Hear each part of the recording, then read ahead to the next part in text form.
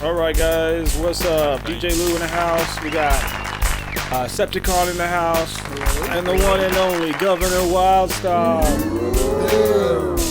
Yeah. How You didn't vote for him, yo. Like me, you didn't get smacked in the face. Thank you very much. So we're here today, chilling, having a good time, just getting together and collaborating. We got some music projects coming up. We got some collaborations coming up. What do you guys feel about these projects coming up? I'm excited.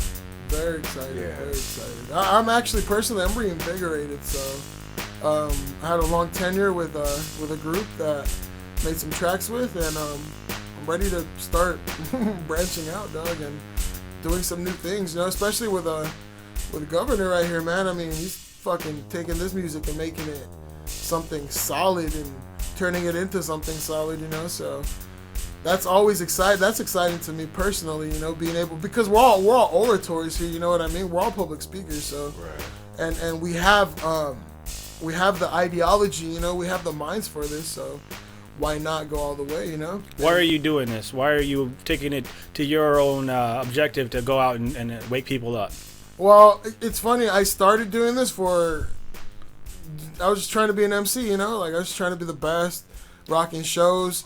The whole ego thing, and even now I still have a little ego. It's not as big, because with me, dog, it's like, okay, you're an MC, you know you're good, you gotta know that you're good, you know, but it's not about being the best to me, dog. It really isn't, you know, like there's so many people that are better than me, and it's like, you can be better, that's cool, I'm okay with that, you know, and people that want to compete, that's cool, you can have your competition, but I don't want to go down that route, you know. Right. I just want to give good vibrations, you know, just like John Lennon and all these other groups that came before, you know, that did the Woodstocks, you know, and it was all about peace and love, even if that was a psychological experiment. But look at the basis behind it. It was about peace and love and unity coming together through music. Right. You know? When I hear that, though, I think to myself, why does it have to be so divided? When I say that, like, why are you getting the idea that we have to compete? Like, when we talk about conscious awareness, survival, living your life as positive as you can, why does that have to be a competition? And I don't say that attacking or trying to, I'm just throwing that out in general.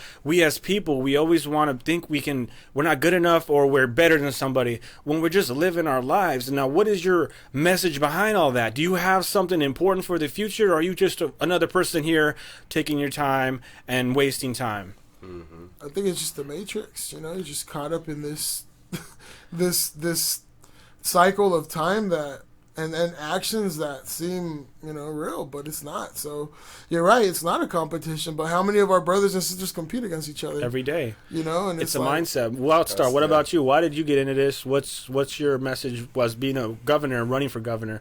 What did you do it for? Why are you doing it? To change this world. Like he said, you know, we're all orators, and I had my time to experience that as a musician.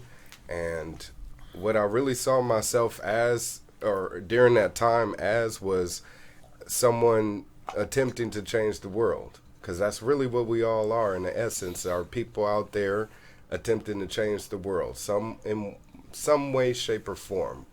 No matter how small we may think it may be. Even just being a parent is a great thing. You know, Mother's Day just passed, and look at our mothers have birthed us, you know, and we're going to be leaders for this new revolution, and you know what I'm saying? Yeah. So there's power in that, and I think as a people we've forgotten about the power that we have in our voice, and I feel like pretty much seeing what's going on in the world and with our voices feeling lost in the wind, you know, that somebody needs to step up to the plate and be that true representative, that servant of the people, which the government is supposed to be. And they take these oaths under false pretenses, and they lie to us, and that's what makes them traitors in a sense, because again, it's a system based on trust. We're giving you this public duty and entrusting you to provide us with the service. It isn't like, you know, a company where you're paying for them and then, you know, they provide you bad customer service and you go, well, I'll take my money elsewhere. You know, it feels like when you're born of this land, you have a duty as a native to defend it, you know, and in every way, shape, and form. And when you have people that you employ, because it's your money, okay? Yep. Employing these people, when you employ them and they don't do the job, you can't just take your money and go elsewhere. They've created these ways to make us their servants, where our Yeah. day-to-day life, going to work, slaving every day, is all surrounded around servitude. So we're really still locked in slavery in a sense. And it's sad that when I say that to people, they always get the image in their head of whips and chains. But no, you got to think of the heart of what slavery is and was, which is servitude. Speaking of slavery, let's see an encounter you had recently with the police. So I got pulled over by a police officer or policy officer, enforcer, and as you can see there, that's exactly what he's doing, is forcing me to comply with his policies under stress and duress and threat. And pretty much that's what I was told was that since my registration was not paid to the king. What is registration? Because I thought it was called registration. Nah, that's the thing, is a lot of things in this in our country has been perverted. Not only the idea of freedom and liberty, but the words that we use. It's sad that when people go to court, they even think when you're speaking in court that you're using the regular words that we use in everyday life, and you know, that you can find in Webster's Are you upholding your oath dictionary or today? any other dictionary that you pick up. But the dictionary that they use in court, it surrounds a whole nother language called legalese, and it's comes from a book called Black's Dictionary.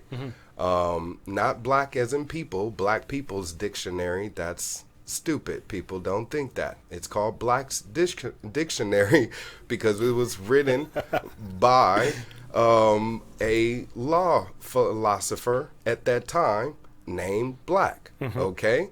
So this is the dictionary, the book of words that is used in court. They have their own language, and So, we don't know that language. Let me slow you down because this guy is approaching you now. Because you are not taking my vehicle.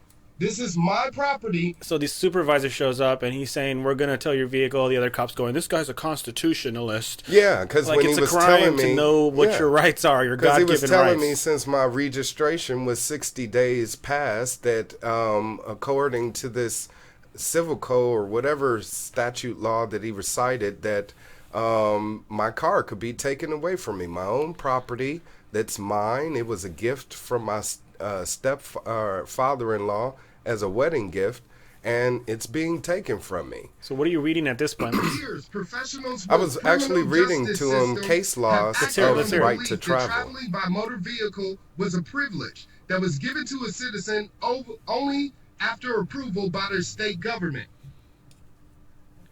Look, are you paying attention? Because I see you throwing symbols around to these guys, and they're surrounding me. Again, look, I'm just upholding my rights as an American. And a traveler. Okay? I have the right to travel. This is my property. If you feel it, okay. So again, your commercial codes do not apply to me. The identification that you just received from me, that you are, I don't have any identity. Okay, whatever he took from me, okay, that is strictly used for novelty purpose. Excuse me? So he's trying to take his paper. He wants to get him out of the car. That's the objective, is to get him out, shut him up. Yeah, as you can see, they have the tow car already hooked up to my property. I've never seen that before. A tow truck coming and towing or hooking up a car while someone's inside of it. I've never seen that before. Of course. You living in a land where law is being used as a tool to force people out of their liberty, out of their property, and out of their freedom. And I was not allowed to live as a free person and drive back to work and handle this in the legal matter. Did you kill anybody while you were driving? Is that why they pulled you over? Did you smash into anybody or swerve off the road and hit a horse or something? Nope. I always drive responsibly, and I was not driving in a fashion to where it would have been alarming in any way or harmed anyone in any way. The only thing that seemed to be a red flag to him was, again, that I was riding in this lane in particular alone. Cepta, what do you think about this video? Shit. What It is doesn't surprise me. I mean, you know, this is it, folks. This is the world that the country that we're in. You know, people always go, and we always talk about voting and shit. And I mean, come on, let's go to our law enforcement. I mean, look at, they're not like the governor said, they're not upholding their end of the bargain, which is to, you know, serve and protect. Instead, they are using this as a tool to intimidate and basically to intimidate and like to incite terror. Because if you look at that, I mean, when they surround, you know, governor, I consider that terrorism, bro. What are you insinuating by that? Why are you surrounding my car? That's an act of terror. If I surround anyone with my people, you're gonna perceive that as an attack on you and a threat. And you know what's funny is when he came up to me to tell me he was going to take my property from me, I told him pretty much that he didn't have the authority to, and I said, if you want me to break out the Constitution to read that to you, I will, you know. And he, of course, started his rebuttal, and I said, you know what, I don't want to talk to you. Where's your supervisor? He calls over the supervisor. The first thing he says to him is, he's a constitutionalist. And he says it in a way as if it's a threat. And moving forward, you finally said... And then he should be afraid and, you know... No. And then you finally said, enough is enough. These guys are literally telling me if I don't get out, they're going to drag me out. They're going to break my window. They're going to break my windows. They're going to drag me out. They're going to arrest me. Governor, you didn't know that to be a constitutionalist is against the law?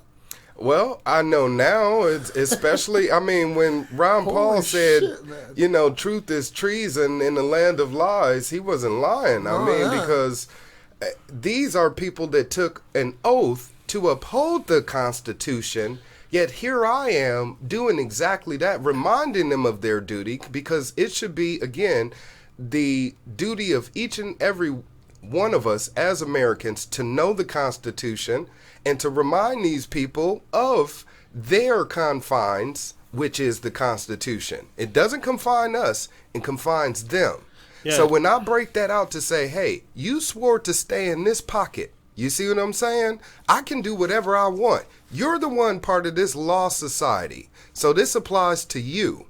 So when he says you're a constitutionalist, I'm like, hey, aren't you supposed to be too? And then some of the people listening, one of our friends on Open Your Mind podcast, Time to Stand, said it was ruled by the Supreme Courts they are not there to protect and serve. Supreme Court ruling. You know what? There's a video that I saw today of a goose, okay? A mother goose having a cop rescue her a little goose leg or whatever they call it, a little baby goose from a piece of plastic. Now, if a mother goose can demand a cop serve her a bird, demanding again. Right? What are we doing here? Have we lost our minds? I got a question to the Supreme Court ruling that it's not their duty to serve and protect. And that's why they've removed it from their card. Well, I was about to say that. That was my first point, and my second point is, so if they're not here to serve and protect, then is that all right? You know, I mean, since it's law, is that okay? Like, what do you mean? Yeah, you know, since it's almost like a justification, since they passed it in Supreme Court, you know, then hey, we already know what we're dealing with, you know, which are rogue cops. But it's funny because the public perception is they're here to serve and protect. So right.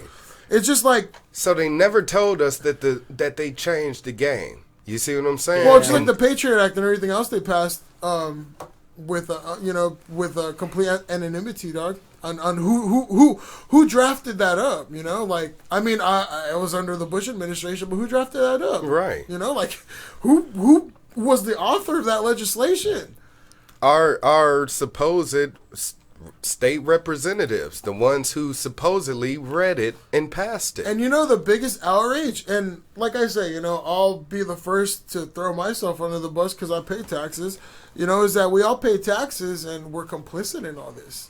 Against our you know, our choice. And I know damn well I would not be paying taxes at all if it wasn't forcibly taken from me. Right. Yes. I can't even be employed unless I file a W-2 with my employer. You see? And if I inform them that you don't have the right to tax me, and to do so is to be complying with criminal activity, they're going to let you go. You know what I'm saying? They're going to say, you know what, since you feel that way, we're unable to employ you.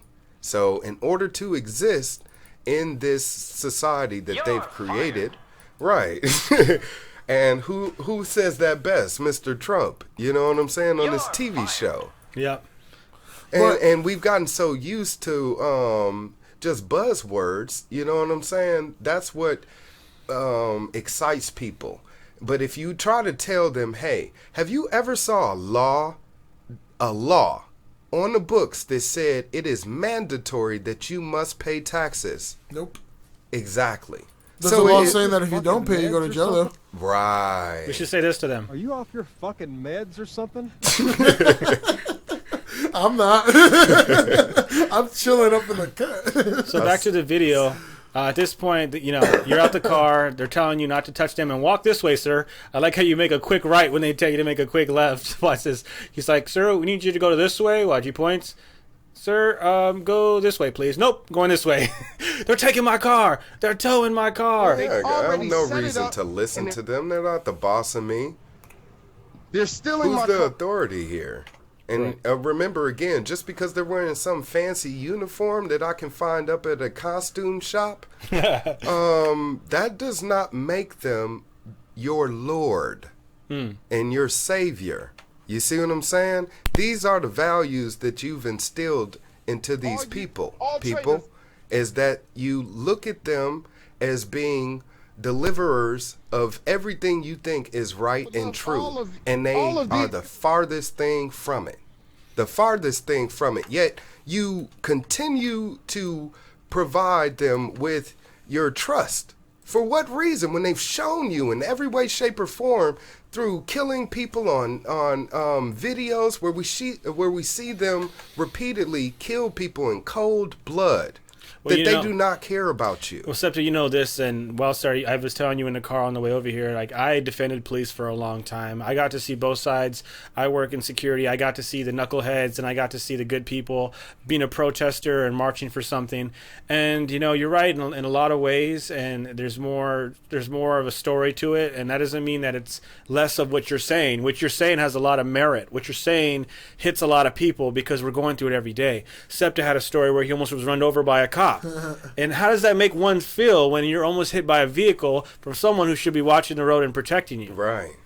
You see what I'm saying? Well, and me as a citizen and as a taxpayer and as a person that uses public roadways and all that, they used to say, because I grew up I kind of did grow up with a gangster influence, right? And I remember when I was younger, I was like 13, the cop told me, well, are you a gangster? No, I don't bang. It's like, well, if you act like a duck, you sound like a duck, and quack like a duck, I'm going to think you're a duck. Mm-hmm. And that made so much sense, you know? And that's where the racial profiling comes in, right? Where, like, if you're black or you're brown, you're gang-related. Okay, well, see, here's the thing, though. With police, since my majority of experiences with law enforcement have been bad, and particularly I wasn't doing anything wrong, Right. I think every cop I see is bad automatically. Exactly. Now, is that right? I cannot justify that, but that's just how I see, because in my mind and through my experience, I have seen them, basically I have seen my conclusion in my head come to fruition more times than once, Right. dude. It has crystallized in front of me. to be like, wow, these motherfuckers are against us. Mm-hmm. We got a message saying the cops are the most distracted drivers. Good point. Because they're looking at that screen, that computer screen. They got to watch the road. Right. They got to listen to calls. But you know what's sad is you'll get a ticket for using your cell phone. And let me tell you the ass backwards part of that law, okay?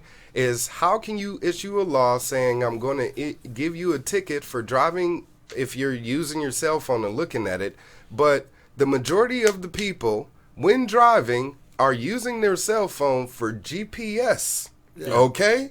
Not texting while driving, using the phone for directions and looking at it to see where they're going. Should I use my GPS on the way over here, Doug? You see what I'm saying? Want you to, my wife got a out. ticket for that. You see? And this is, see, what you people also got to start thinking about, for all of you people that are like, you need to just abide by the law and all of this other stuff. Remember, there were laws that said black people could be slaves. Yep. And were to be slaves.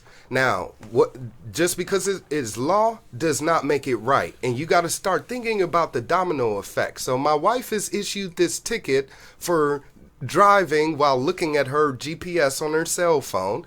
And if she doesn't pay it, it ends up going to collections, okay? To which if she, once it goes to collections, they can then start to garnish your taxes, your tax return, or your wages. Right. Okay? It gets that bad. Even with this car, okay? They're telling me they stole my car. Again, it's mine, right? It doesn't belong to the car dealership or the banks or, I didn't take a loan out for it. It's my property, right? Yeah. They're telling me, the tow yard, okay? I got to pay the registration first, which is like $330, something like that, $300 some. Then I have to pay for insurance, which is, again, by force. Why am I forced to get insurance for something that, hey, if I crash into somebody, I'll pay the bill? And on top of this is the most expensive part, the towing company. The towing company is charging $50 a day. Already, we've racked up $600-700 in towing fees. Now, that's double the amount for the registration. Yeah. Now, why am I paying them so much money? And then they're telling me, my wife is like, you know what, forget it. Let's just give them the car. So we're thinking about just turning over the titleship to them. Well, guess what? They're telling us even if we want to do that, we still have to pay the towing fees. Oh. Okay? So now, if we don't pay the towing fees, they get to roll that into collections, all of it. They get to keep it past 45 days. After 45 days, if we did not pay, they get to keep the car, and then they get to make this debt, turn that over to collections, and once collections gets it, then it goes to a tax garnishment and a wage garnishment, and it affects her credit. All because of what? You see the domino effect here? I do. And again, this is I don't even know what to call them, a mob, a gangster, they're criminals. There goes It's your car. Illegal activity. There you go. I got. Who's the victim here? I got some questions for you, Governor. When one is faced with this amount of I don't want to say adversity, but it almost seems to be adversity. It is. What does one do? What can one do to flip the script on them? In your opinion? You just got to give them the finger. That's what we're doing. You know what I'm saying?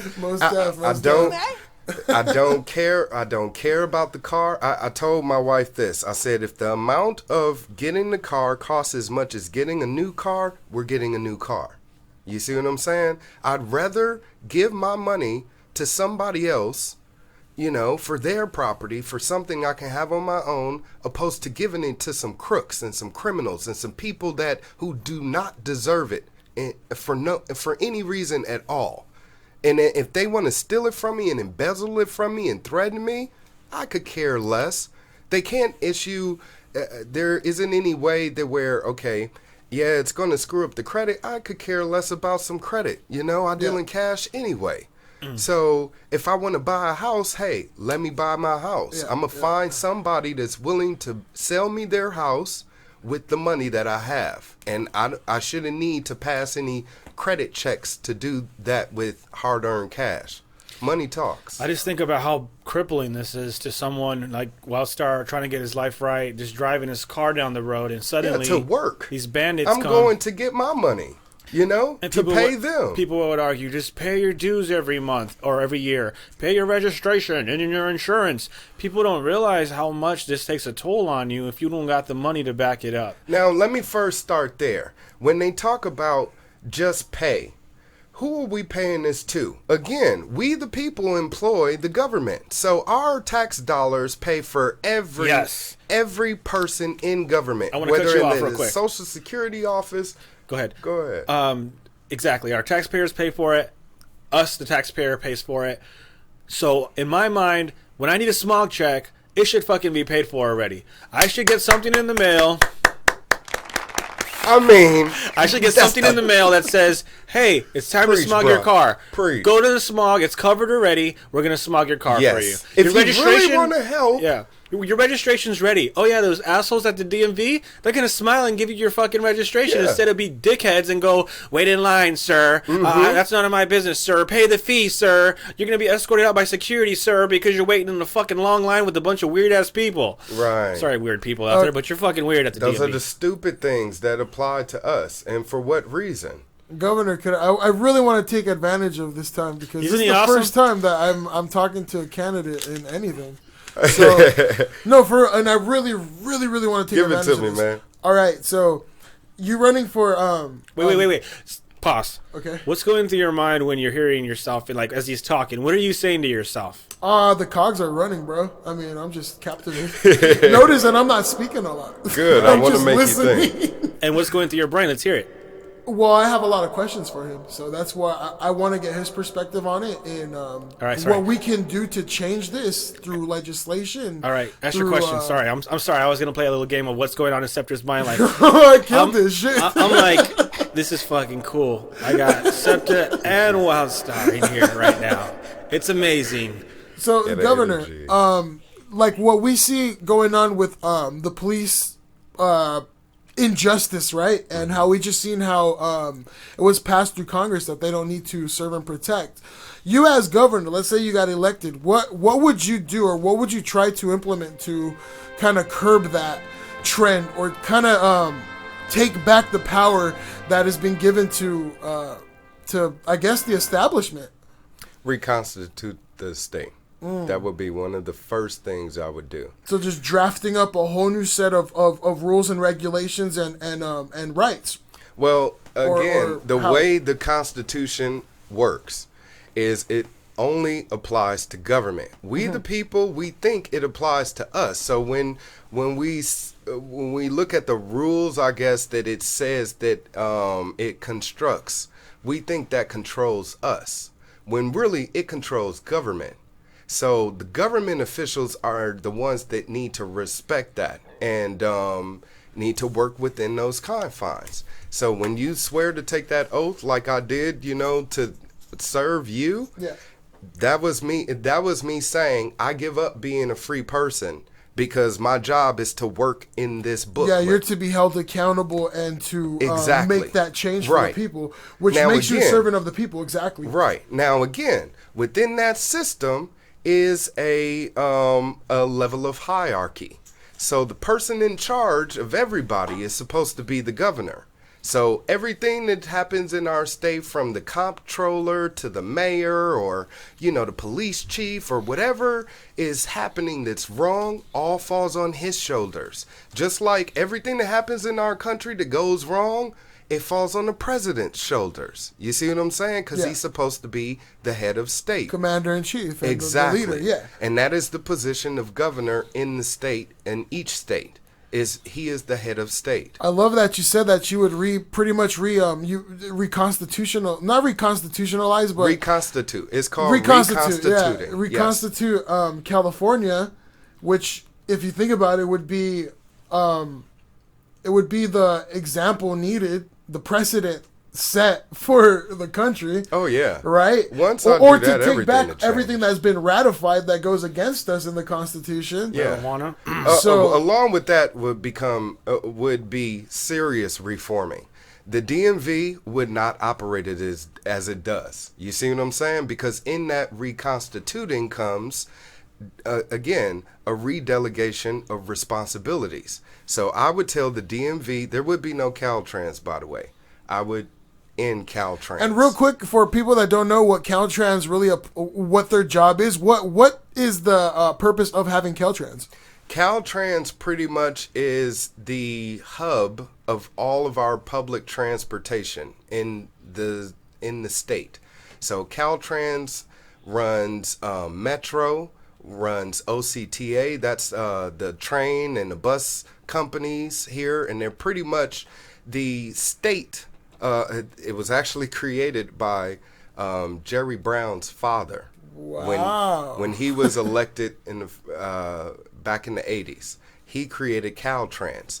It's pretty much it's a monopoly. It's a way of the state to control these services, which again are offered to the public.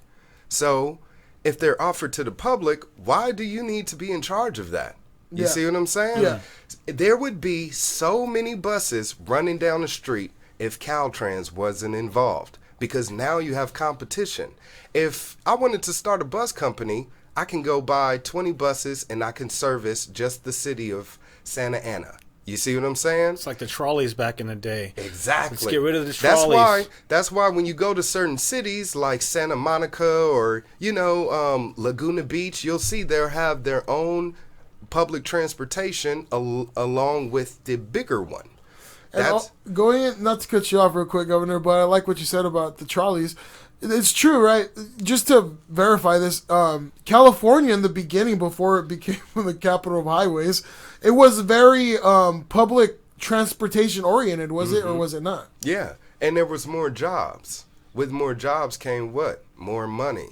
You see what I'm saying? And with more money, you have a more healthy economy. Exactly. Because you're spending, And you're making it move. You have happier people because people want to flourish. And that opportunity to flourish comes from opportunities of prosperity. And you're not going to be able to be given that opportunity when you have people in charge preventing that from happening. Again, all right, look at what's happening with the Hyperloop in Nevada right now.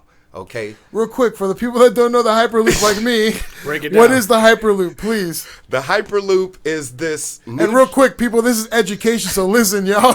The Hyperloop is being a new type of train, a magnetic type of train that is going to be able to run at the speed of 700 miles per hour. So it'll be able to go from Los Angeles to Las Vegas in 20 minutes. Holy shit. Now, they just ran a test on this, and they made a mile-long track. Okay, this is the creator of the Tesla cars. So they created a mile-long track and ran it, and it ran at 300 miles per hour in like 20 seconds or something like that. So it works. It's a bullet The train. technology works. You know what's going to hold us, we the people, back from that technology? Red bureaucratic tape. You see what I'm saying? Yeah. The governor of the state, he was talking about building that train a long time ago.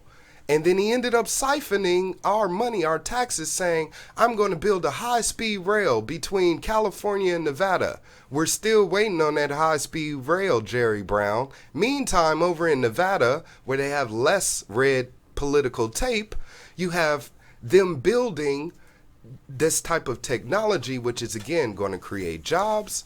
And if you take away the taxation, people like you are going to be able to have jobs where you're making money, you know what I'm saying? And you're going to be spending that money and everybody benefits. It's called free enterprise. It's funny that you said about how money was pretty much allocated, right, for that project. Yes. And it was taken and No, nothing private was, money. No, the creator of Tesla Motors, Elon Musk, or not creator, but the CEO Elon of the Musk, company. yeah. Yeah, so this is private funding.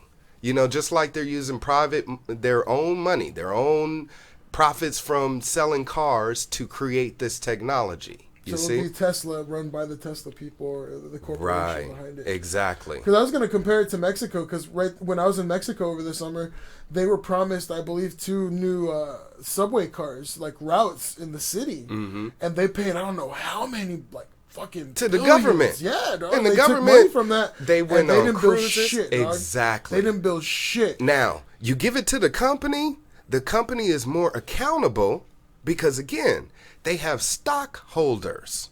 You see, a business is the way they make their money is by selling stocks.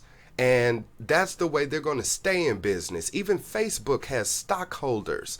If everybody was to abandon ship like MySpace, those stockholders would bail ship. And guess what? Guess what would happen to Zuckerberg and his whole crew? They would go broke. Well, it's kind of like what happened with the housing market, right? Yeah, exactly. And that's what's happening. We're building up to another bubble with student loans and all types of stuff. We won't even go there. But back to what I was saying about reconstituting and redelegation of responsibilities. And when I said the DMV wouldn't exist as it does. Again, like I'm saying, it only should apply to commercial drivers. Therefore, CHP, they would never be pulling you over unless you were driving irresponsibly, erratically, unsafely. That would be the only reason why they would have any reason to pull over you. You registering your car would be your choice. Okay, it now, would not be mandatory. Because you made a statement on Eva's show last night. What the hell's your show called again? It's Our Reality. Our Reality. Our Reality. And you said that, yeah. Nice. Our Reality. You said, hey, Eva, if I decided to drive 80 miles per hour. No, I told her that's my comfortable speed. Driving on the highways, my comfortable speed is 80. My top speed is whatever I can achieve before I get pulled over by somebody saying you're going too fast. And you know what?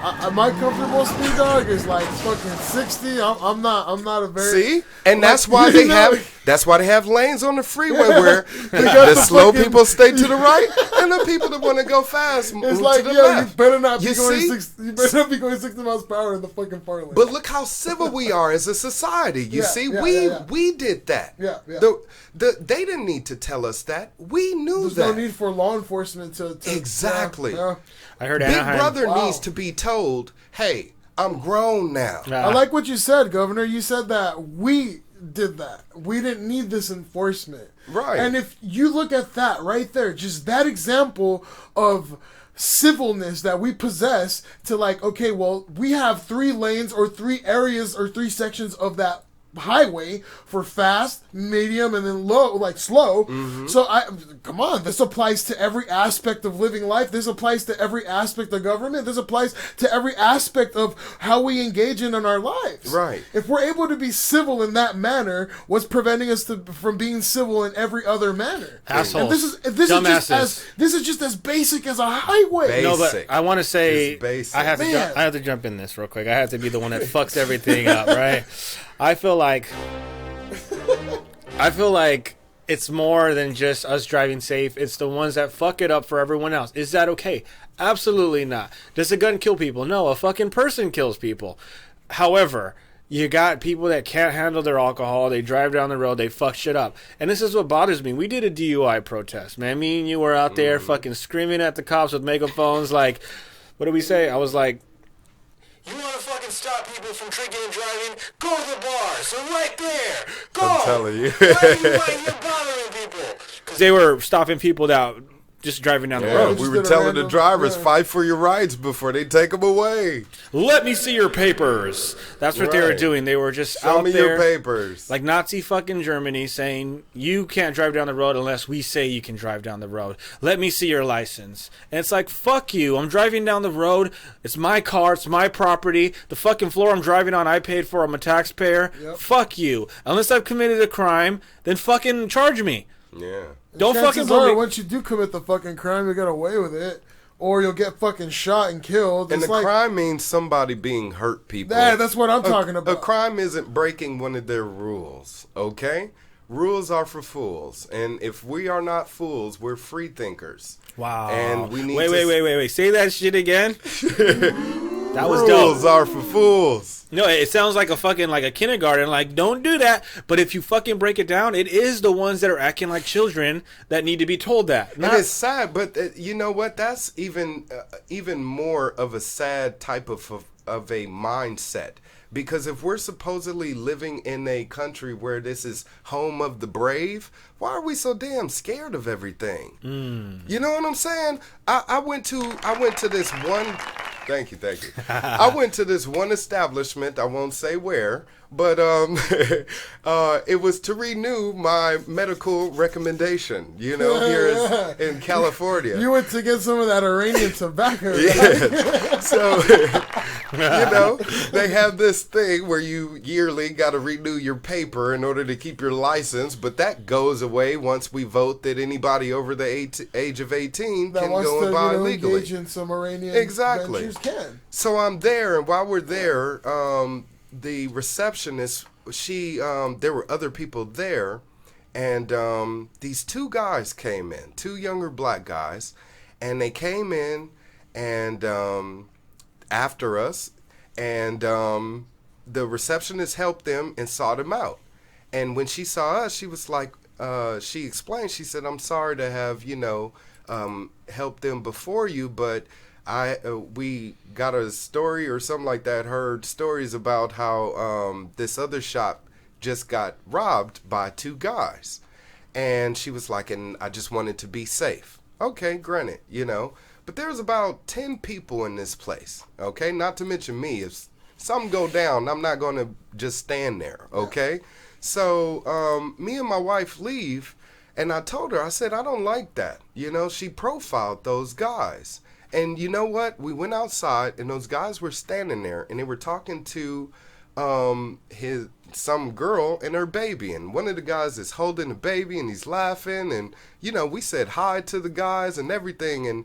And I said, see, look at how she profiled them, thinking they were going to be, Violent, violent or whatever. She was thinking in her head. Yeah, menace to society or whatever. And they ended up being great guys.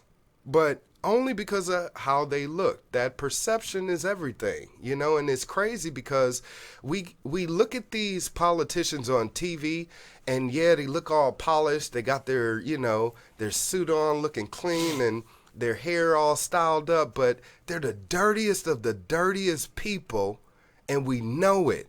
We know it. Yet we don't do anything about it. All because of perception.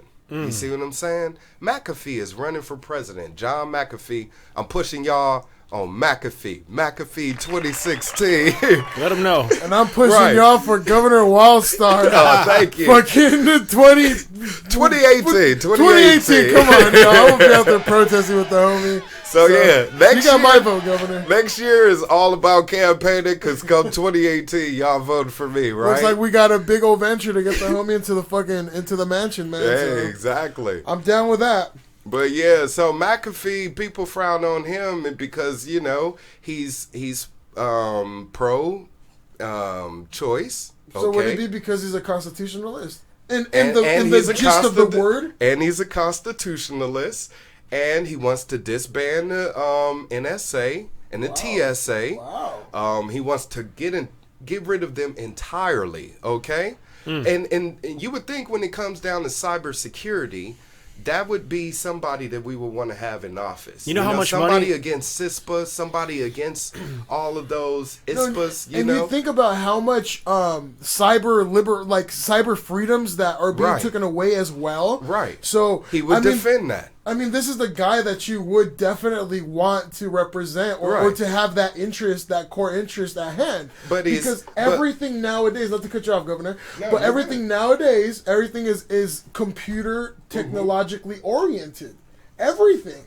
So why, in a day and age where you can set up a virus and hack anything, why would you not want a man in the White House that has the know-how, that knows what it looks like? And I'm talking about physically knowing, not just having advisors. Are you hearing any of these conversations on the political scene right now? I was about to bring something up, like to all the Bernie supporters out there, how Bernie's being blacklisted, but yet how many people have heard of McAfee? Mm-hmm. And you speak of blacklisted, this guy's fucking the definition of blacklisted. Yeah. I didn't even hear of it. Yeah, and he's a billionaire, millionaire like Trump. So you would think. So it's if you think about it, it's the ideology and the belief that Trump is great, but it's not. But it's true for McAfee, Right. Because he can Creator fund his of own. McAfee He can fund his own antivirus. shit if he wants to. Right? Yeah.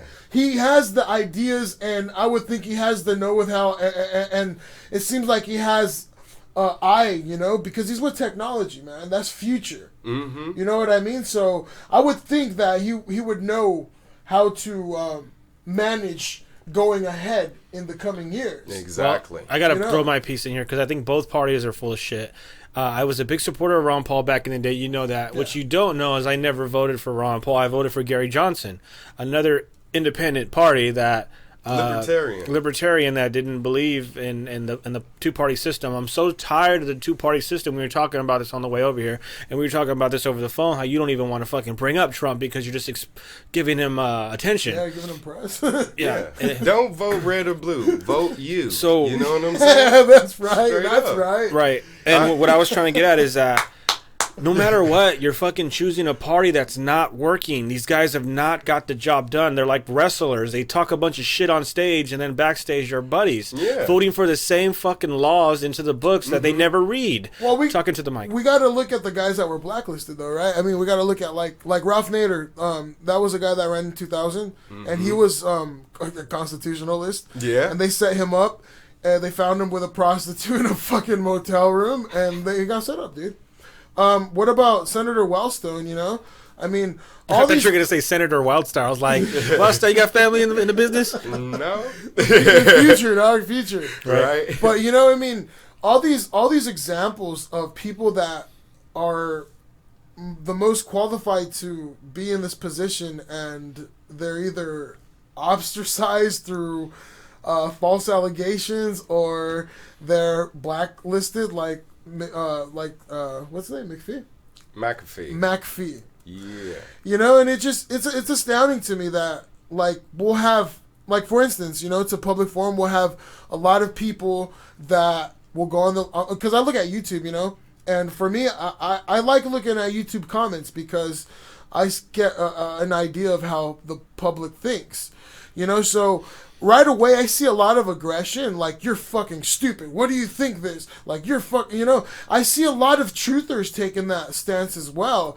And it's like, dude, who's stupid? Mm-hmm. The one that, I know I'm a slave, right? Like, I know I work my 9 to 5, and I know I'm a fucking slave. You're a fucking slave, dog. Do you drive on fucking highway? Yeah. Do you work? Yeah. Well, you're a fucking slave, too. No, I'm not. Right. It's like, dude, come on, dog. If you're not able to see the flaws in yourself, what makes you think you're going to be able to see the flaws around you, the cracks that we're living in? Right. And I think that's what is happening now, because we're so caught up in work and entertainment. We are so occupied by politics, by survival even, dude, that we don't know what the fuck we're living. We don't know what we're voting for. It's like we're almost on robotic mode, dog. It's like we're on cruise control. Yeah. And it's like, what kind of decisions can you make when you're on cruise control? When you're deprived of rest because you got to work 2 jobs to sustain, or 3, and it's like, how many motherfuckers want to work 2 jobs? If you got paid, dude, if you got paid, do what I'm told. If you got paid enough money, dog, to sustain yourself with 1 job, would you have 1 job? Right. And it's like, dude, there's something wrong. When the most richest country in the world, first class, and you have to work 2 jobs to sustain, and you don't have fucking single payer health care, and we get into these stupid debates about, well, no. Dude, single fucking payer. It's simple as that. I've been working for 8 years, and I still can't afford my own spot, a studio. And if I can't afford it, I'll be broke the whole fucking month. People talk about socialism and shit, right? Like, oh, that's socialist. And it's like, dude, all these wars, Halliburton, that's socialism for their kind. Look at the PNAC, Project for a New American Century. That's socialism for their kind. But may I jump in? Yes, I want to say please. this to you about socialism. is it leads it's one of those roads that kind of leads down a path to nowhere, because you have to know where you're going. And the one thing about this is, remember again, with government, the way it operates is whenever it pays for something, it has to take it from somebody. That somebody is you. You see what I'm saying? It's already happening. They're already taking our taxes, like you said earlier. Yeah. Socialism is already here. Where is it being used? It's not being used responsibly. There's people using that money and they're embezzling it. There's money that goes into the black hole of, If we were to take some of that socialist money, right, like that are being, like right now, for example, the rich people, they're not being taxed. So if you look at it, it is socialism for the rich and fucking corporatism for the poor, because you're taxing the shit out of the working class. And you think about it, something has to, you have to tax the shit out of something, and something's not being taxed. And the upper class isn't being taxed, the lower class is being taxed to the point where there's no middle class now. Yes. And it's like... That's why I feel like there's a bunch of Trump supporters out there trying to get rid of Hispanics, because they're afraid they're going to be in the same boat pretty soon, because they've been in the middle class for how fucking long? So if we were to divert these funds or spend them differently, or once again reconstitutionalize the way that this would work, I think we'd have a shot at democratic socialism. Not completely, not in all aspects, but where it's needed, like in healthcare or in education. Not necessarily in the welfare state, because I know that sorry, dog, I know I'm leaning towards you, dog. I know in the welfare state that it's almost like, we're going to reward you if you do nothing. Because I see that. I see it, in the benefits and all that. But that's once again what made America different, because if you're in fucking Mexico and you fall flat on your fucking face, you fall hard. You break into millions of pieces. But that's just the responsibility of community. Yeah. That aspect is there in itself. And what it is we're putting too much of the responsibility on government's shoulders. Because government is saying, I can do this. No, you can't. You failed at it miserably, and you've showed us that. What is wrong is we've gotten so far off path with what we expect of our government, and opposed to what is actually their job. You see what I'm saying? One of the things that I would say would be one of the first things that I would do also in office, Governor Wildstar, first 100 days. Reconstitute, get rid of the DMV, whole lot of stuff. But another one of the things I would do is this: propose to the public, because it's always a matter of proposing, asking before you're doing. They're too busy doing before asking, and then we're like, hey, you did that and you didn't ask us if you could do that. Ask the people first. Hey, I would like to do this. We could have our whole state run off of solar energy. Would you like to not ever pay an electric bill ever again? Damn. Would you like to not ever paying a heating bill ever again? Damn. I say, you see, I turn to the public, my people, my constituents, the people, the residents of this state, and I say, hey, I'm not going to take from you anymore. There will be no more mandatory taxation. If you want to give us money to this project, please donate, and we'll have a certain cap. We'll have, certain companies, what is it? Try to get in for the position and all of that stuff, and that would be how it would work. And then once we came up with the flat dollar amount of what's this going to cost, turn around to you, say, hey, fundraise, we get that money, we spend it, we get the job done, and guess what? Now everybody is living in the future instead of in the dark ages. If something happens to our power grid now, we're shit out of luck. We'll get back into that. Oh my God, that's some good stuff. Hey guys, we're gonna SOL. Everything runs off of power. The internet, all that. So basically, it's what Tesla wanted to do. So. Now we're moving. You see what I'm Are saying? you guys waking up yet? Yeah.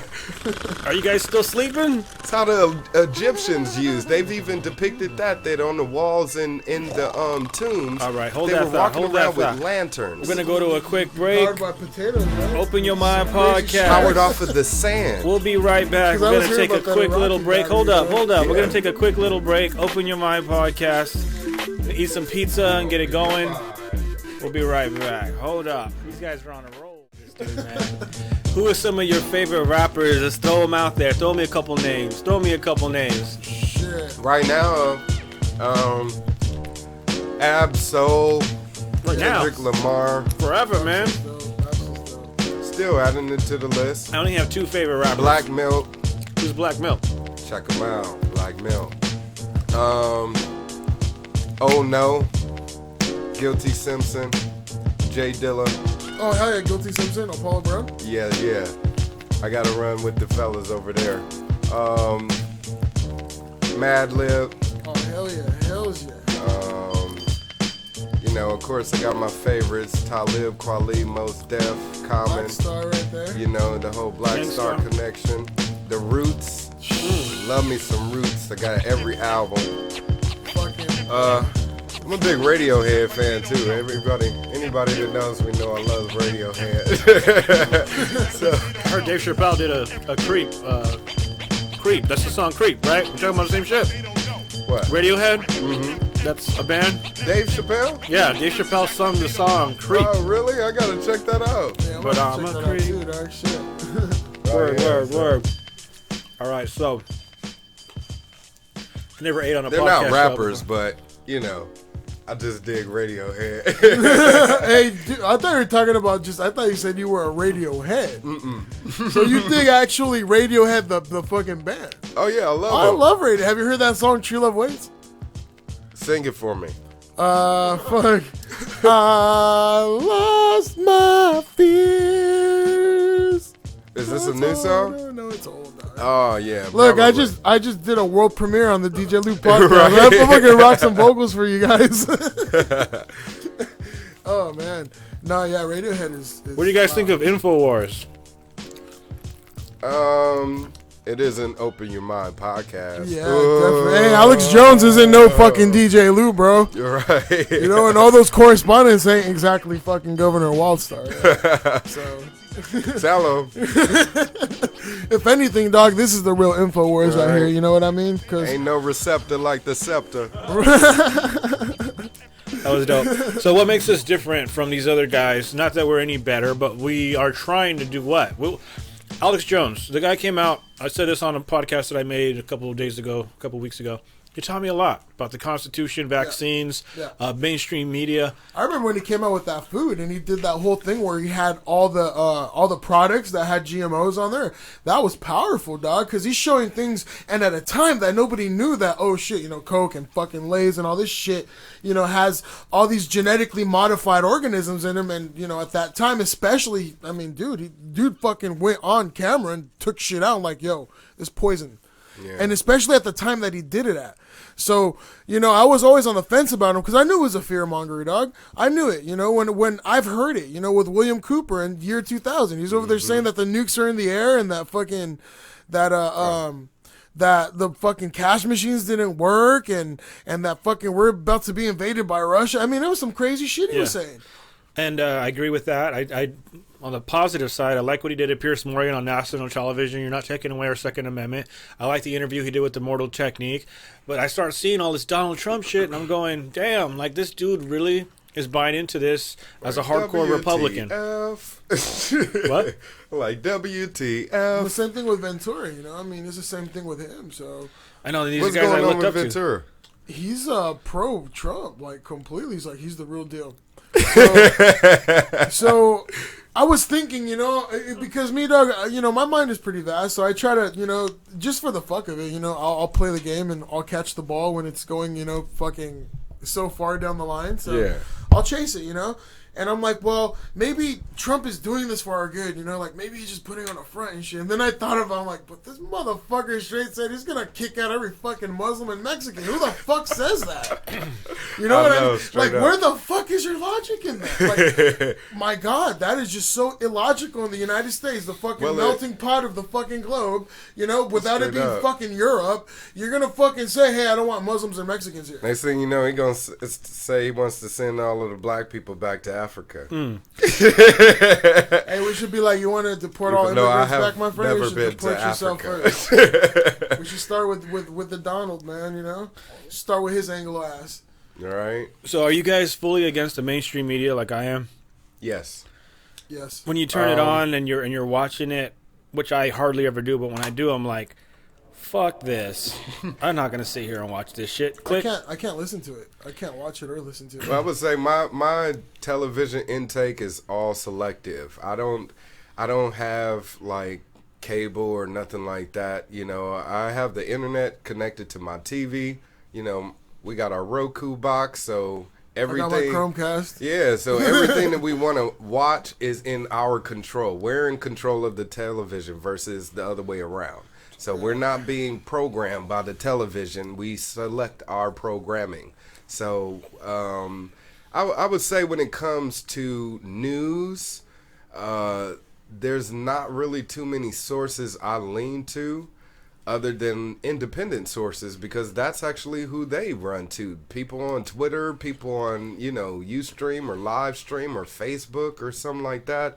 And it's like, that's where the news is getting their news. A lot of credible source, like, I get a lot of credible information from Democracy Now! So yeah, for sure. Democracy Now! Amy Goodman, dog, she's good at what she does. I mean, I've heard other people that had that same kind of platform, and they lean towards one side. And I can honestly say, since I've been listening, I haven't heard, like, one dominant side or the other. I mean, a lot of people make the argument to saying that it's leftist, but, I mean, come on, dude, like, I heard it, you know, and I'm dissecting, and I hear shit that I wouldn't fucking even hear a fraction of that on TV. I like John Oliver.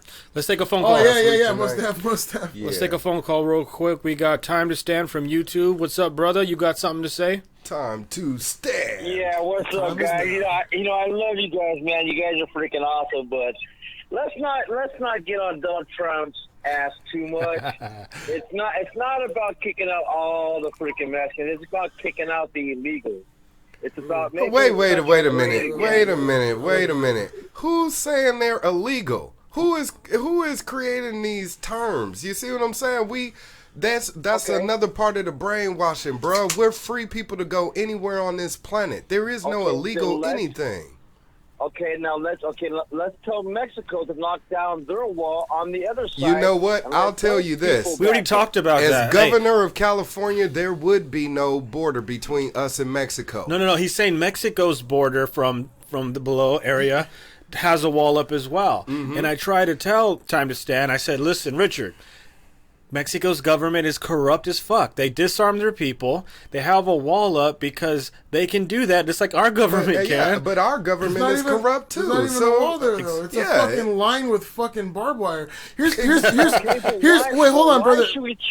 Why should we treat these people any different than the way they treat us or anybody else? You know why? Because of NAFTA, bro. Because of NAFTA. And here's another thing. All kinds of shit they took from Mexico. You're not taking into account that we only sold them fucking California and they stole 6 other states. You know, so real quick, let me finish. Let him respond. Brother. What's up? Okay, here's the thing. Okay, today I had a real good conversation with an Indian gentleman. Okay, now do you realize that when Christopher Columbus came over, of course the fucker got lost. He didn't freaking discover shit. Okay, well what happened is Christopher Columbus was bringing over Mexicans over here to the Indians. He didn't bring Mexicans, dog. So he started bringing the Mexicans over and stuff like that. We're already here, dog. The Indians were fighting with the Mexicans. Okay, and the Indians hated the Mexicans because the Mexicans were killing off the Indians. No. Okay, let me stop you. Pause. Let me stop you because you're already using terms that don't make sense. Indians are from India. India is not even close to this Native country. American. Okay. Native American indigenous people. They're still here. We're all Native Americans. And last I'm a time Native American. last time I checked, dude, the people that came over here, that conquest of the land, it wasn't Mexico. This that we're standing in isn't Mexico. It's the United States of America. It's Anglo-Saxons. It's people that came from that region that took over the red people, that took over the brown people, that took over the Asians, that took over the blacks. Russia. And this, my friend, and they came from down that's what that way in 1867. And this isn't racism. It isn't racism. It's just the way that it went down. You know, like I'm saying, the very fact that Mexico, being a third world country, borders the United States, the most richest country in the world, is crazy. How about this? How about we build a fucking a wall around Canada, dog? You know, for when Trump gets fucking elected, we don't fucking flee our country to Canada, because believe me, dude, the ideology that this man possesses. Canadians aren't coming over here. We're not aliens, first of all, bro. We're fucking humans, dog. Are you an alien? Can I call you an alien? You're an Anglo-Saxon. You're not supposed to be. I'm thinking you're Anglo-Saxon. I don't know. I could be wrong. If you're an Anglo-Saxon, brother, you're the definition of an immigrant, because your ancestors came here, dog, on a fucking boat. We were here first. Can I go to Mexico and do the same shit that Mexicans doing over here? Yeah, they fucking do. That's when they got fucking money. When they got money and they got a bunch of dollars, they go over there and they open businesses. Hold up. Jews fucking do it too. Richard, go ahead. Richard makes it. Getting over here. Can I get that over? And he makes a point about the health insurance and the money that's paid by the taxpayer for anyone to come over here that gets injured. That's a valid point. I think so. But we're blaming it on the wrong thing. It's a scapegoat, bro. Exactly. That's a scapegoat why should I pay for an education for somebody that's from another country when we can't even support our own education? You know why we can't support our own education? Because we're fucking currently involved in like 3 or 4 wars, bro. Or we have so many fucking bases across the fucking board all over the planet. So you're going to tell me that a major chunk, and I don't mean to overrun you, but I'm sorry, dog. You're going to tell... Okay, fine, we need to stop all the wars. We need to stop all the wars. And like we were talking on the other show, we need to bring our troops back home. We need to protect our freaking borders. So then the issue isn't immigration. The issue is fucking foreign policy. The issue is the diversion of tax money into death machine, into bombs. We're talking about a fucking wall as opposed to bombs that we're fucking building, dude. We're supporting drones. Right. Drones. You, me, everyone that pays taxes. We're killing kids. You got kids? I'm pretty sure you know kids in your family. We're killing people just like that. And we're over here having a debate on illegal immigration. And believe it or not, my God. Believe it or not, the amount of money. Realize, this country is full. I keep on bringing this up. This country is full. I mean, look at our water shortage going on right now. Look at our unemployment system. Look at all these illegals getting free money off the government. We're not illegal, man. You know how much money, man. I'm gonna nip it like this. You know how much money that is actually. It's a drop in a bucket, bruh. Compared to the amount overall that is being wasted here. Yeah. Exactly. But you see where they got your mind? They got you focused on this little bit of thing over here that has nothing to do with you. You see what I'm saying? So again, I'm telling you, the mindset needs to change, because it's all been constructed by people that want to take control of you. Divide and conquer. And divide and conquer. And he's talking about Mexico's government is corrupt. Our government is corrupt. Yes. The reason why that wall is there is pretend. Okay. I go to Mexico. I'm going to say this over and over and over again until they get it. I mean, it's just like this country had their civil war. If your country is so bad, then you go knock down doors over there. You grab your freaking guns. You freaking kill the freaking drug cartel, you go freaking take over your freaking president's house, and you have a freaking monarchy over there and shit like that. Hey, wait. Take out your freaking president. Richard, can I ask you a question? Richard, let me ask you one. Don't come over here and try to change our shit because your country's fucked up. Let me say something. Richard, hold on. Let me say something, man. I'm raising my hand. Hey, Richard. Okay, raise your hand. Raise your hand. Richard, here we go. Go ahead, Lou. Our government's doing the same exact thing. Where's your gun at? Why aren't you trying to take over your president? Well, because first of all, my rights got taken away because of some bullshit ass past. That doesn't mean you So can't get a gun and take back your country. That still doesn't mean The you same can't thing enact that's going on in freedom and Mexico. liberty. Mexico is being overran. They take their Second Amendment right. They have no Second Amendment. They have no idea to what a gun is, because if they get one, they get arrested. And you're telling me that their mafias over there and the federales are just as crooked. You expect regular, average people trying to survive with pitchforks to try to find some sort of weapon to defend themselves. It's nuts. It's nuts. You can't have and this that. is what our forefathers, this is what they put in the Constitution, was your right to bear arms. Let me start you that. Okay, look at what the Muslims doing right now in the UK. The UK has no guns. The UK cannot have You guns. watch a lot over of there. mainstream, Look bro. what the Muslims are doing. The Muslims are straight taking over the capital over there. Oh, They're my knocking God. down walls. Oh, you watch What too much TV mainstream, are dog. you watching, man? No way. Are you? You don't see that? Wow. You don't see what? Fucking ISIS is a product Isolated of this fucking, incidents, oh, man. Dog, no. And if anything, there is no Muslim gun violence anywhere.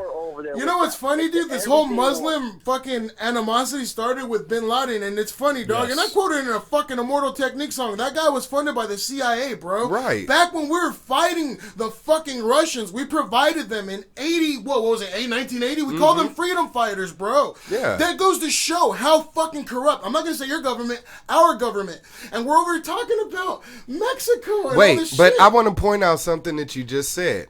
That relationship right there. Our relationship extended so far to a region of the country that the majority of our country have never been to. Now, there's tons of Yes. people that can go from California to Mexico all day, every day. So what do you think is that relationship with such a close neighbor? You see? Yeah. So if you really believe that Mexico is corrupt and all of that, it's a mere such a reflection danger. of what's across that border. You change what's across that border and make it righteous, make it true, make it exactly what it's supposed to be, which is a representative of the people and the defender of their freedoms and liberties. Guess what? Mexico is going to emulate that. And that's the thing. Vicente Fox, okay, if I was governor, I would befriend Vicente Fox and I would do my best to help him and his party get more people in charge. You see what I'm saying? Because he actually does have the heart and desire to want to rid his country of corrupt people. Politicians from the bottom up. You see what I'm saying? But they need help.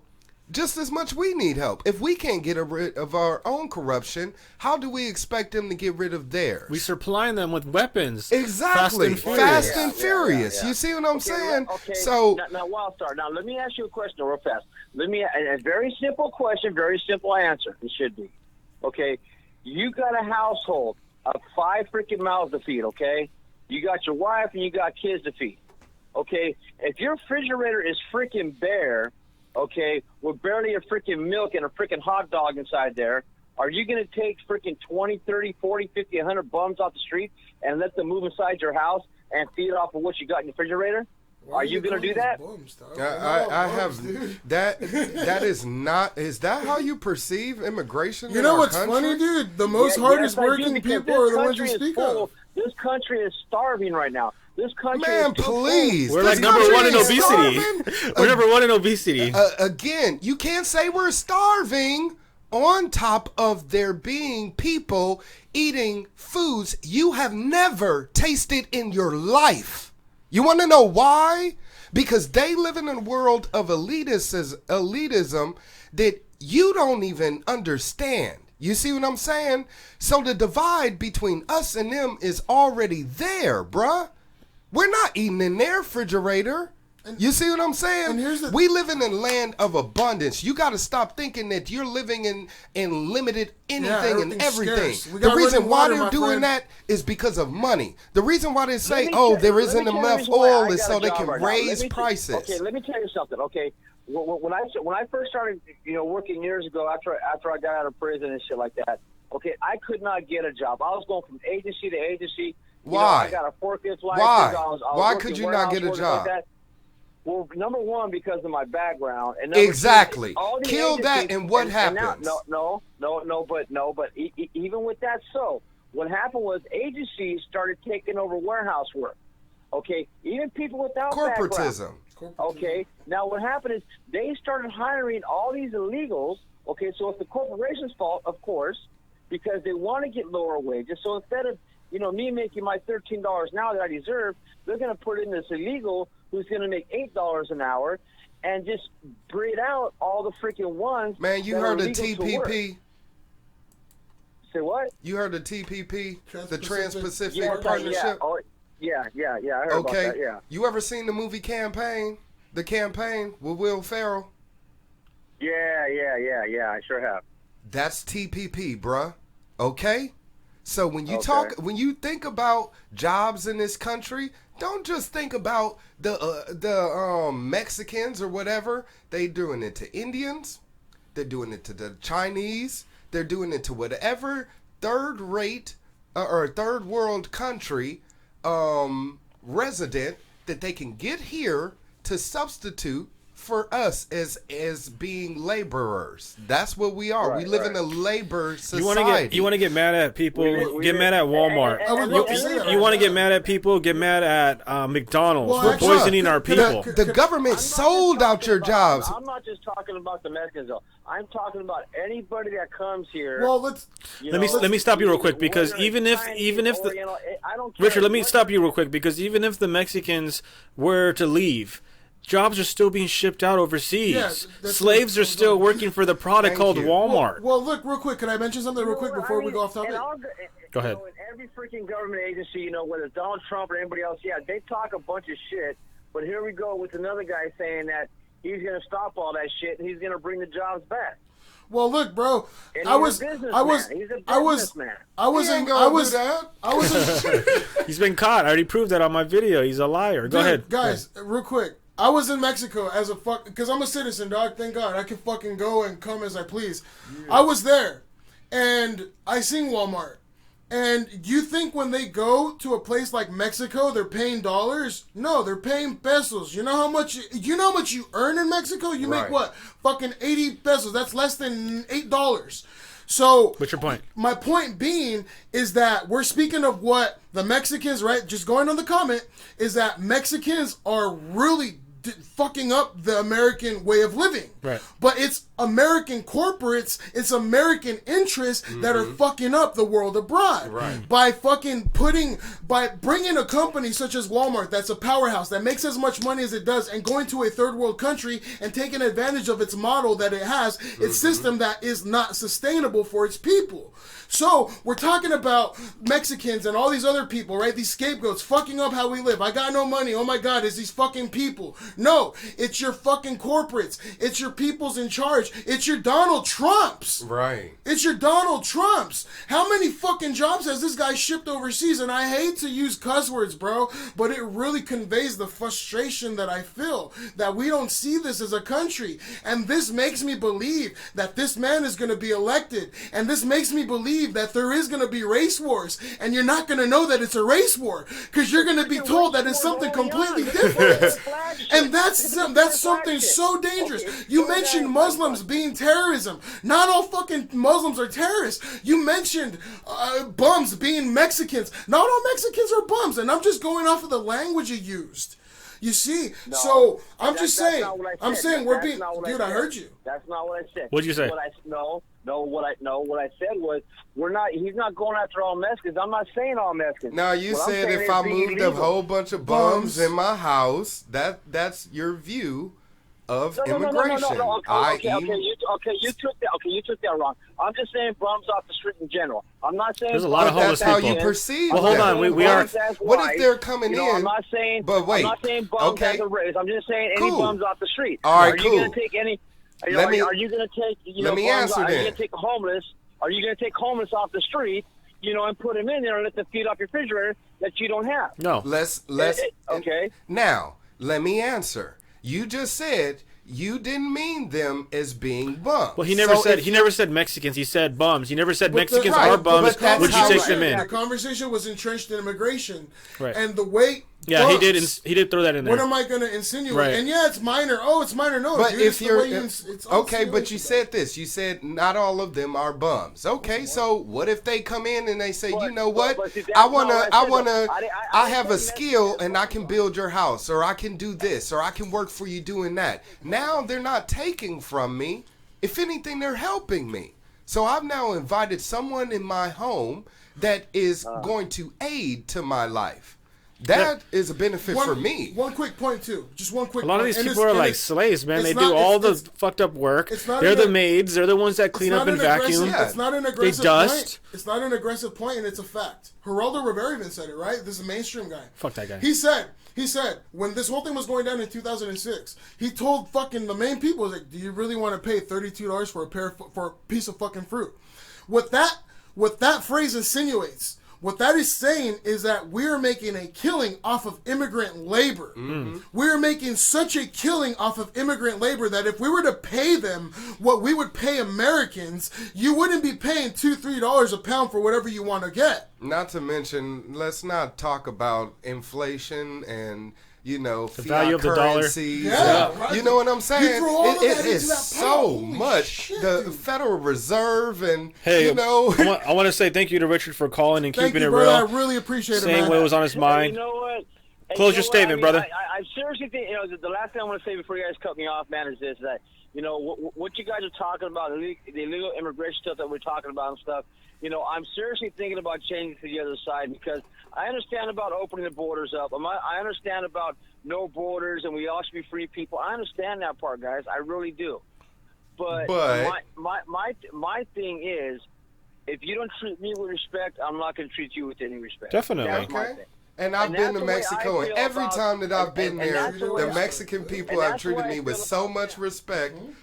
I've felt ashamed to come home, because I don't get that same love in my own country. I want to go to Japan, man. shit, The women in bro. Japan, they're No, amazing. And here's the thing, dog. In Mexico, it's not a model society. And Right. you're right. You go there and you see I that feel we're like a fucking. king. I we're go to dead. a restaurant and they're rolling out the red carpet to me. Governor, you made a very valiant point, my brother. Hey, Richard, we Holy love you, crap. bro. I love your opinions. I love your mind. You don't stop. You say how you feel, even though you might be wrong. You still say, You "Hey, know what, brother? I can be wrong," and I appreciate your heart, man. You're open minded, brother. You know Gotta what, let brother? you go. You keep going, man. You keep Much love, doing man. your Much thing, love, man. guys. Later.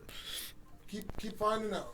He's gonna say his mind, and Well, he that's the just thing said. is you got to hear everybody's point of view. But he Yeah, said but I might work around- convert to the other side. This is a Donald Trump supporter. That's because of- If we were to sit there and tell our points, we might be able to get guys to change their minds and say, let's work together, because it's not about Well, it's about division. coming It's together. about It's about fighting coming this together. country. Yeah. Get It's them to about vote for unity and solidarity. McAfee, John Word. McAfee. And like I said, and What's after up, that, Richard? my boy Wildstar, man. What's up, Richard? I'm fucking serious. I'm gonna fucking try to get you elected. We dog. are. Fuck. You All are of us, gonna get shit, me dog. We're gonna elected. do this, dog. You got me invigorated, bro. Yeah. The spirits of fucking life, man. All right, moving along to one of my favorite last segments. I wanted to ask you guys, what are we supposed to do in this lifetime? Give it a second. Think about it. What should we do with our lives as a unit, as a whole? Welcome to my game show. All right, so Cepta, what is your vision? My vision. Look, all I can say is just be vigilant. Don't believe everything you read and see, and always question, dude, because, whoa, my phone's going off. Yeah, that's a nice added change of pace. Look, it comes down to reading up on the facts. It comes down to knowing the perimeter. I think you said this, Lou. It comes down to knowing where you're going, and it comes down to knowing where you've been. So we look at it, right? Where have we been? We've been in a really, man, almost economic terrorism to a point. We've been in fascism, right? I mean, leaning towards this. We've been in an undermining of rights and freedoms and what used to make America different, right? And we've been backtracking. So the future is looking to people, and not, it's true, you open my eyes, dog. Looking at people like Governor Wildstar, getting behind these kinds of people, looking and listening to this podcast, calling in like the last brother did, and engaging in the dialogue, engaging in our country's work, not expecting the politician to do everything, right? Because it's not about the politician. It's about the person. It's about the people. It's about the unity of not only the country, but of the world. Because like my brother said, and it's true, without any of us working, providing, driving, consuming, not only the United States, but the world as an economy ceases to exist. And until we realize that power, until we realize the amount and the level of power that each and every one of us possess individually, that until then, my friends, in my opinion, you're not going to see change. We're going to see the Donald Trumps. We're going to see the Hillary Clintons. We're going to see people like my boy, Governor Wildstar, not get acknowledged. Hey, don't throw him in there. We're going to see people like this. So, real quick, to end this, my people, we got to recognize where the fuck we're going. And where we're going is dangerous. And you see, here's another thing. If you don't know something, you need to shut the fuck up and listen. Because any motherfucker can open their mouth, right? Anyone can. It's the most easiest thing to do. But sometimes the most hardest thing to do is to shut up and listen. So it's time to learn. Yeah, stop running your lips. Yes. And vote for the homie, 2018. Yeah, wildstar. So are we doomed, Governor Wildstar, to burn in hell for eternity? Nah, not if I can help it. Ooh, I am a fire sign, so this feels good to me. You know? So, but yeah, so I want to just kind of end on where he left off. Is one of the good words that I learned this week is the word sophistry. Okay, which means to argue something as if it were true. And if you listen to these politicians, they argue positions and make them sound so true that we believe it. We don't question it. We don't think about it twice. Do you guys we ever just take what they say for face value? Do you ever watch Obama and John McCain debates one-on-one, like when they were actually running for president? Mm-hmm. Have you ever sat there and watched them? Because I actually did when they were running and they were trying to win. Did you stay awake the whole time? It was good. It was good. These guys are professional, built-in statements in their brains, ready to answer. Mm-hmm. And I don't know if the questions are premeditated. It's called demagoguing, people. Demagoguery. Whatever they were doing, I couldn't believe how I was almost tricked into saying, wow, that's true. Mm-hmm. He's right. And then I hear McCain respond, and I go, fuck, that was a good comeback. And then Obama, no, he's lying about that. You know what that makes me think of? There's an episode of Family Guy where his wife is running for mayor or something like that. And every time her competitor got up and said something, she would say something really long, like, you know, we need to do this and that and that. And then she would get up and she would say, 9/11. And the crowd would be like, woo! And that's what it is. Buzzwords, keywords to make people respond. And that's what they're doing. They're plucking on your heartstrings, playing you like fools. You're puppets on strings. That's what scares me about... and what is that called? That's called predictive programming, my people. And that's what scares me about what Richard was saying about the Muslims and all that, because that's how much the TV has got into his head. Well, look, you got to look at this. Are we leaving? I hope not. But look, you got to look at all these incidents, right? Like in San Bernardino, in Sandy Hook, all these examples that were showing us, hey, you need to be scared. You need to be scared of these people. These people represent this evil. And when he doesn't see, feel brave. What he doesn't see, feel brave though. See the contradiction in that. What he's not hearing though is that this shit has been said before. Osama bin Laden, anthrax, crazy terrorists. Well, now it's ISIS. Well, now what's that fucking flu that was going around? Before that, it was Iran-Contra. Before that, it was fucking freedom fighting. Before that, it was defending the great people of Afghanistan. Before that, it was the People's Liberation Army, the Black Panther Party. Yes. You know what and then I'm saying? Even before that, it was the Gulf of Tonkin. There always is some sort of enemy that's going through the media, boogeyman, to end what the movement's all about. Well, because look at it, Lou. If you're not scared of something, how are we going to get you scared? Exactly. If you don't have, just like the immigrants. And remember, got someone to fucking put the blame on, who are you gonna blame for our fuck ups? Damn. Who are you gonna blame for the shit we want to pass that doesn't make sense? Moly. And we live in a service-based economy. Remember, they got to keep... The only way they're going to continue to exist is if you serve them. Now, would you say, Governor, that that's the model of capitalism? It is. The motto of capitalism, economics as it stands, is based... we live in what's called a service-based economy. Unless you go to work and continue to go to work every day, the economy would not be. Which is going back to what you said earlier, we're in a system of servitude.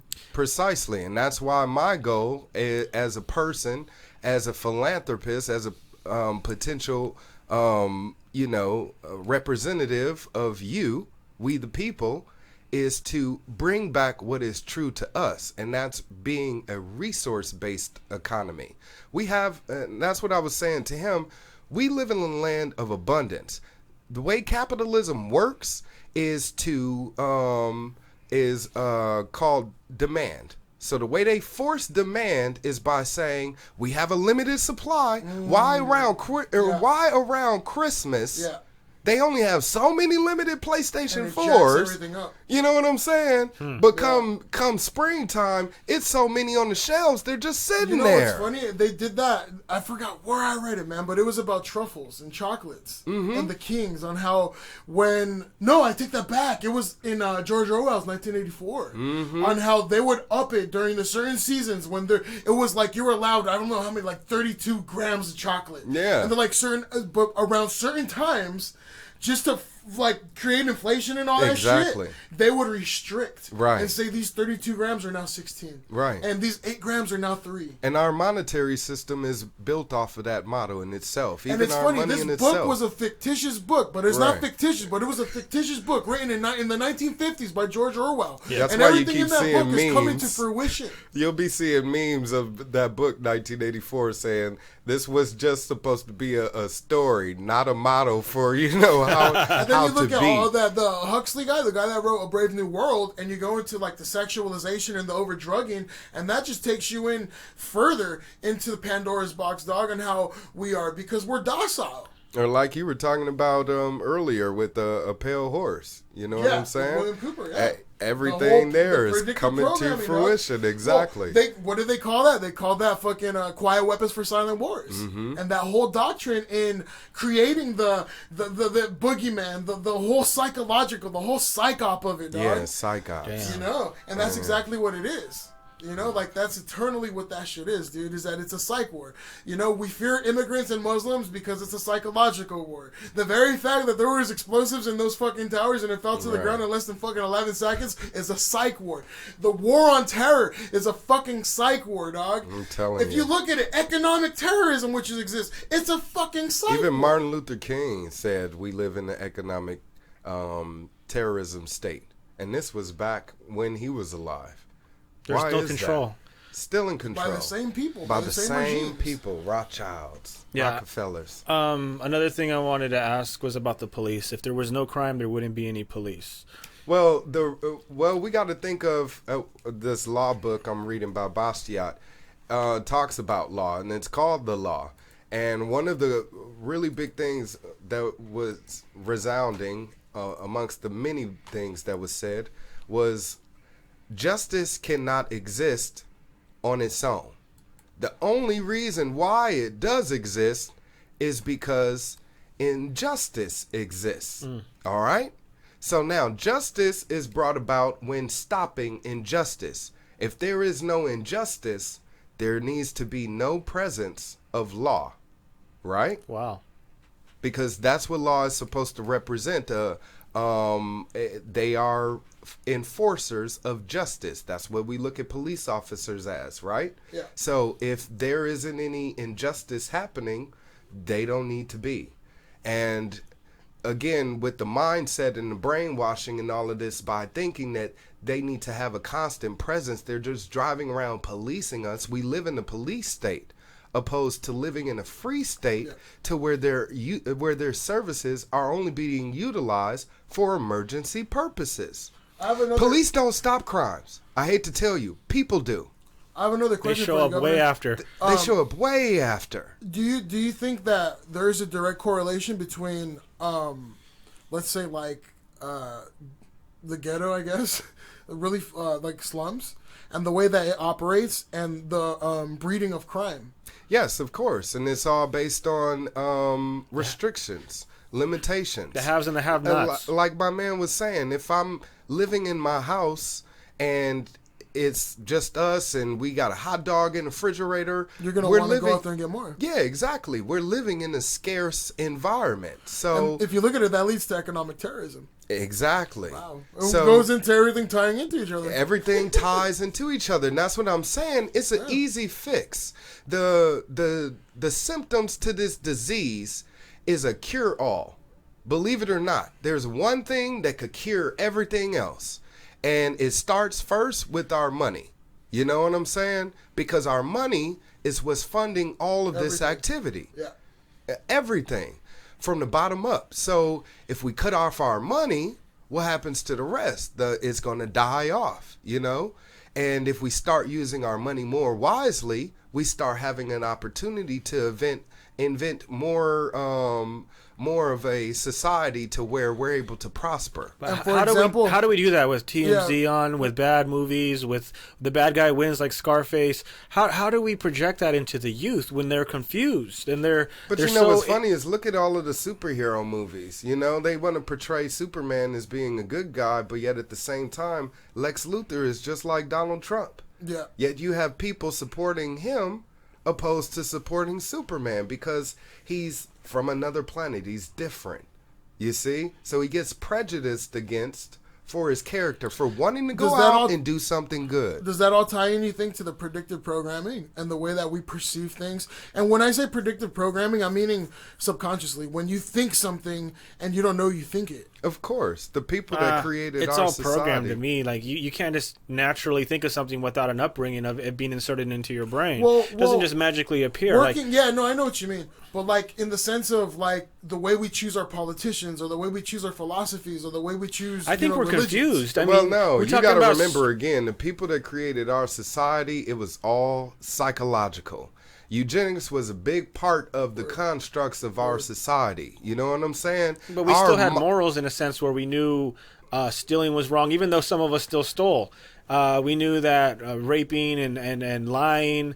We're at the point now where like the good guy's fighting the good guy. Batman and Superman just made a movie fighting each other. But wouldn't it be more appropriate to say that we have the good guy fighting the good guy while the fucking bad guy is just in the back fucking taking everything? Damn. You know, so you have, it's like God fucking killing God, but the fucking devil's over there controlling the whole thing. Laughing in the back. You know, with his fucking pitchfork, like saying, yo, give me all your fucking money, all your freedom, all your fucking philosophies. So what would you guys tell? What would you guys tell God when you guys, leave this earth? Check out the video screen. What would you guys tell God when you're up in the clouds? I'd be like, yo, God, hook it up with some of that fucking heaven earth. It depends. If I've accomplished my mission that he put me on here to do, then I would say, hey, slide over. But if not, I'd say send me back one more time. You know what though? For real though, love that answer. Take back, recant my statement. God, no, for real though, if I were to see a God, I don't know, dog, because personally, I think I'm gonna come back to this bitch. I believe in reincarnation. Because I feel I'm not gonna. But get even done. reincarnation is a choice. You chose to be right here, Then I'm right choosing now, to come back because during it's this time. It's not gonna be done, just like what you say. If I'm not Oh done here no, doing my it's thing, gonna be done. That's why I'm here. You Well, see let's what I'm just say- saying? let's just say- Wildstar is But here. see, then at that point, when I'm given my option, then I won't come back because it's done. Oh yeah. But let's just say it doesn't, then I'm gonna be forced to come back to this bitch, and But the I'm reason all for why it. you came back here now is because you wanted to be part of the doing. That's why what I'm here. we're here. That's why I'm here. and I dog. just wanna say- That's why I'm with Lou. That's why I'm with Governor Wildstar, man. And if I'm a vegetable, like again a car accident, please pull the fucking plug. Please don't leave me Homie, there. I thought you said if I was a vegetable, I'd be like, homie, I'll pull you out the ground. Homie. And everybody out there that comes to my funeral, please don't cry. Fucking play my podcast and laugh. I'm gonna Don't smoke your blunts and your ashes in a blunt, bro. I already said it. Dude. I'm gonna have make me a tree. I'm gonna have a little piece of Lou in me forever. forever, dog. injection of spirit. Literally, you'll be part of my makeup, dog. All right, everybody, that's about it. Unless you guys have any more closing statements, we can keep it running for 16 more minutes. But I'm going to chop this video up anyway. But, yo, thank you for everybody out there listening. Much love, much respect. Keep your motherfucking mind open. To the open your mind. For WildStar. Yeah, when are you going to be running, and when is the election, and how can we help get you up there and get your fucking car back? That's true. Well, I gave up on the car. Forget the car, man. Let's Yeah, fuck the car. How do we get this guy in a fucking office? Yeah, fuck that. You said that about Facebook, and you got your ass back on Facebook. That's true. So I let's don't get know you how that car happened, back, but tell them about well, Facebook. We didn't even go through that. Oh, yeah. So I've been locked out of my Facebook account for a year, ever since June 2015. Reason being, people, is because I was told I needed to provide government state-issued ID. And, of course, show me your papers for Facebook, okay? How many people out there, how many of you have a Facebook page under a moniker, under a fictitious name, and they've demanded you show your state ID to have your Facebook page? That'd be me. Now, let me do this. When I converted, because I actually, my Facebook page was under my real name. Remember, I want to, get more attention as Nicholas Wildstar. So, my Facebook page was under my real name. So they shut me down saying, provide us with this government ID. I said no. And just this week, Lou is like, man, just respond to that and send them just any picture. You know what I'm saying? So that's what I did. Did that. And they wrote me back saying it didn't meet their criteria, and they sent me this list of, certain IDs. You got blacklisted. Yeah, I got blacklisted for sure because I'm a, revolutionist. So you're a constitutionalist. Yeah, and I had like damn near 4,500 friends on my Facebook page, on my personal page. That's so power, dog. So what did you do? How did you get it? Because you got back on Facebook. Yeah, so I wrote them back and I said, if you don't release my page, then I will see you in court. Next thing you know, I get an email back from them saying it was done in mistake, and now I have access to my page. Same thing that happened to me. A year later, I'm now back on Facebook, and I have my same, people there. So I'm about to expand because during that time, I had to start another fictitious page, and I was able to drum up a new group of people, fellow, People's Party Coalition members. So I'm Get just cepta in there, man. This guy's got energy for days. Transfer those people over to this, this new page, and hey, make it even bigger. But every victory can be monumental, And as much as I would like to get back the car, it's the amount of money that I'm not willing to spend on giving them. It's a matter of principle, you know what I'm saying? Energy, dog, and all that shit. Yeah, exactly. As much as I love my car, it's. That car became an extension of me, and again, it was my property, and my wife gave me that car, and my father-in-law gave me that car as a wedding gift, so it hurts to have such a investment being taken away from me. But like I said, I would rather spend my money on false pretenses too. On all false pretenses, and I feel better giving my money to somebody else out there trying to, they may need it and are trying to sell their car, and I'll give it to them. And what do you want to say to these traders out here? You're traitors, and I am coming for you. Look at that. There's his car. We're coming for you. There goes his car. Look. As an example and demonstrate self-control. This is not living as an example. This crook right here, 7764 2E1. 7764 2E1. That's his license number. You're all traitors. You're a traitor. You're a traitor. You're a traitor. All of you are fucking traitors. You gonna give me a ride to work? Pardon my old English. You gonna give me a ride to work? No, we so need I can that. go pay your bills? Huh? You pay for these guys. Oh, yeah. To conclude the video, let me tell you, though. He ended up giving me a ride to work. I told him, I'm like, man, you guys, look at what you done to me. You stolen from me. You I'm on my fucking way to ruined work. my life. I Yeah. can't get to work. I gotta take the bus now. I gotta leave for work extra early now, and it's all because of my money that I pay you to fuck me over with. Right. And instead of being on the bus, as a grown man out of choice, I'm now forced to do it. I could see if you were a fucking felon with multiple fucking DUIs, or you had a fucking missile launcher in your car. Right. You're fucking driving to work, and this asshole is gonna say, we're gonna take your shit away just because you don't want to give up your fucking vehicle. Yep. And they do, because we give them the power to. And that's all it is. We give them the power to. It's time we take our power back. And I'm saying that is what I want to do. You want somebody to rein in those guys? It's going to be me. I've met no one else that has the attitude and the perseverance to do so, okay? Other than myself. You got Trust one more? me. You got one more freestyle in you, Septa? Yeah, I'm down. On your Immortal Technique. Tell us what happened at the show, man, with not Immortal wasting Technique, man. Let the people know what happened, bro. I think it's necessary. Yeah, fuck it. I might get some hate from that, but How are you gonna get hate from speaking I don't know. what There's a happened? lot of people that are just like, nah, it's Mortal Technique. I dog." couldn't believe it either, but But you know what, dog? I experienced that shit. I've learned from this man. what happened? Tell us what happened. You were at the end of the show. Dude, all right, like I go to a show, right, that he had like 2 weeks ago in Costa Mesa. And me, I'm like, I last time, dude, I was so close to meeting him. I was like 2 people away from meeting him. And some bullshit happened. He got arrested. I don't know what the fuck happened. But the thing is, I couldn't meet him being so close. I waited like an hour, dog. 2 hours almost. And then this time, I'm like, you know what? I'm going to fucking leave 2 songs before he finishes his set. And I'll be the first one. And yeah, shit went perfect, dog. Came out planned, I'm all in front of the fucking table. Everyone's filtering. I'm like, fuck yeah, I want to meet this guy. I wish I would have thought of I that. had my CD. I'm like, here, just listen to it. I'm not looking for a record contract. I'm not looking for none of that shit. I just want you to listen to it. That's it. That's it. Yeah. You don't even gotta fucking tell me, dude. Just listen to it. So then I go and I'm like trying to convey, like, I'm not trying to fucking kiss his ass. I'm just trying to tell him, like, dude, I learned more from you than I did in grade school. Thank you. Can you listen to my album? That's all I wanted to do.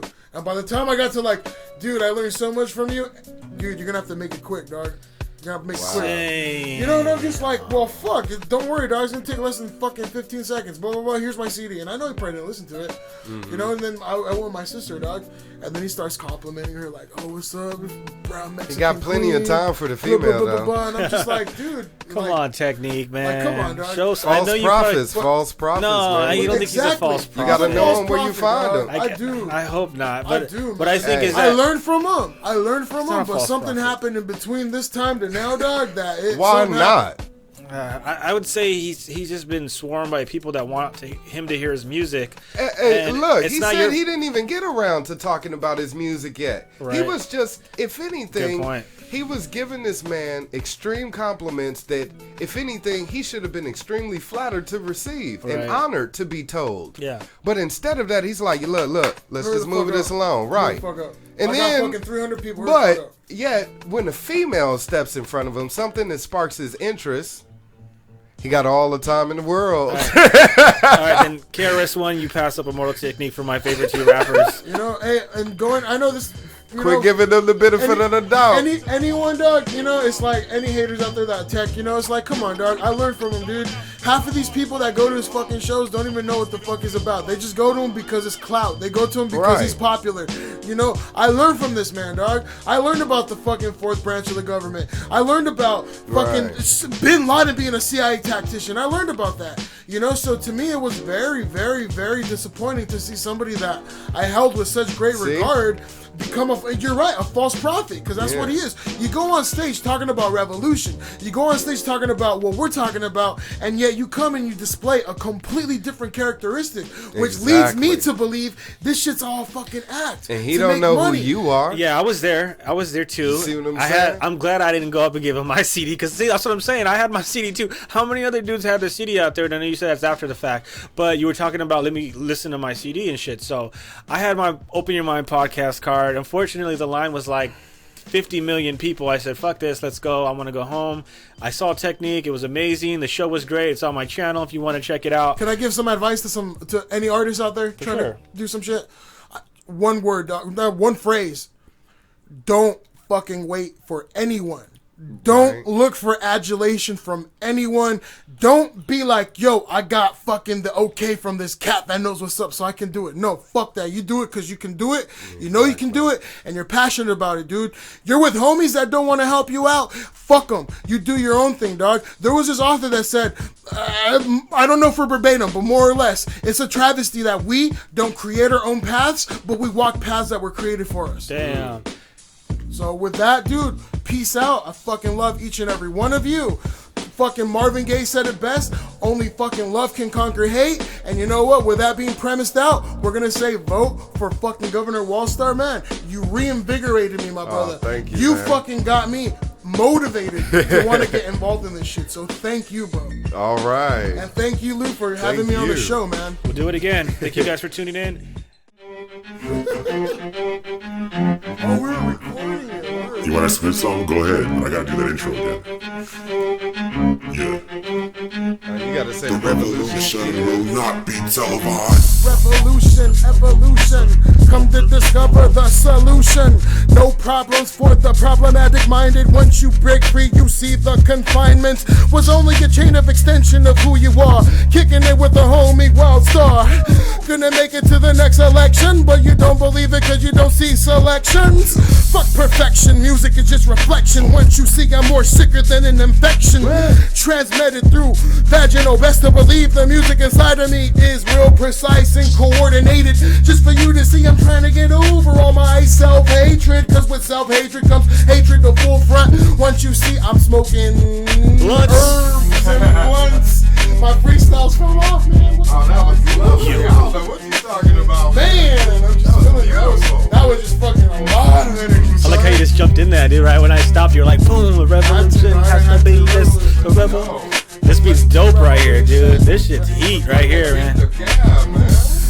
It's the revolution, evolutionist. My homies a constitutionalist. I'm a vocal with precision. Once you see that music is my religion. The collision forming the Big Bang. The music inside of me, no need to speak slang. I'm speaking old English cause I don't give a fuck. Music inside of me that begins to run amok. I escape the matrix.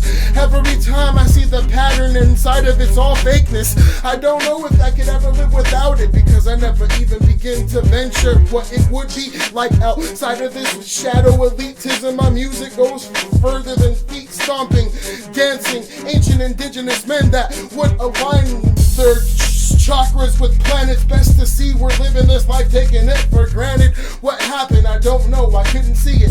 Guess too many of us are all too conceited, thinking what you live in is really what it is, but it's only a fragment. What we leave in exceeding, I couldn't begin to see it. All of us are depleted. We're living a life and we're living it all incompleted. Damn.